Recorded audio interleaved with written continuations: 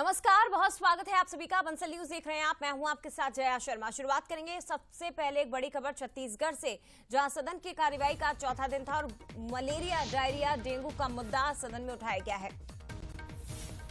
प्रदेश भर की स्थिति को लेकर विपक्ष ने स्थगन प्रस्ताव लाया है। नेता प्रतिपक्ष ने चर्चा के लिए समय निर्धारित करने की मांग भी इस पर की है। स्पीकर डॉक्टर रमन सिंह ने सदन को भरोसा दिलाया कि मलेरिया और डायरिया का विषय गंभीर है, इस पर चर्चा की जाएगी। कल अन्य माध्यम से सदन में डायरिया और मलेरिया पर चर्चा होगी।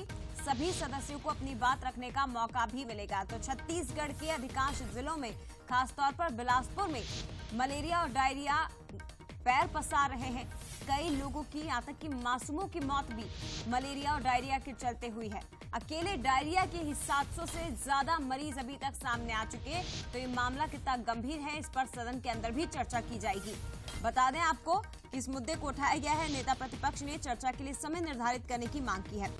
प्रदेश भर में जो हालात है उस पर विपक्ष स्थगन प्रस्ताव लेकर आया, इस पर चर्चा की जाए, गंभीरता के साथ इस विषय को सुना जाए और सरकार की ओर से क्या कदम उठाए जा रहे हैं। ये तमाम ऐसे सवाल हैं जो विपक्ष पूछना चाहता है। मुख्यमंत्री, हालांकि स्पीकर डॉक्टर रमन सिंह ने सदन को आश्वस्त किया है पूरी तरह से कि ये विषय गंभीर है, इस पर चर्चा की जाएगी। कल का समय भी तय किया गया है सदन के अंदर, जब इस पर अन्य माध्यमों से चर्चा होगी। सभी सदस्य अपनी बात रखेंगे, उन्हें पूरा मौका मिलेगा, ये भी स्पीकर की ओर से कहा गया है।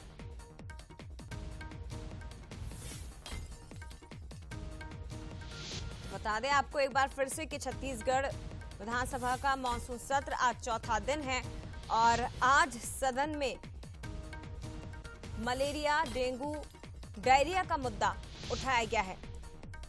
अभी तक बड़ी संख्या में मरीज, हजारों की संख्या में यहाँ से सामने आ चुके हैं। पूरे प्रदेश की अगर बात करें तो तेजी से पैर पसार रहा है।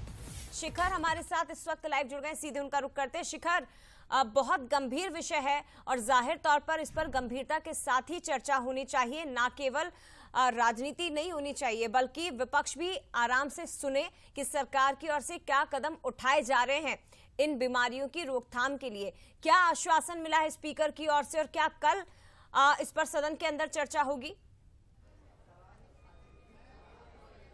देखिए, प्रदेश भर में डायरिया और मलेरिया का मामला लगातार बढ़ता हुआ नजर आया है और जिस तरह से मामले लगातार बढ़ते हुए नजर आए, सदन के बाहर कांग्रेस इस मुद्दे को लगातार उठाते हुए नजर आई है।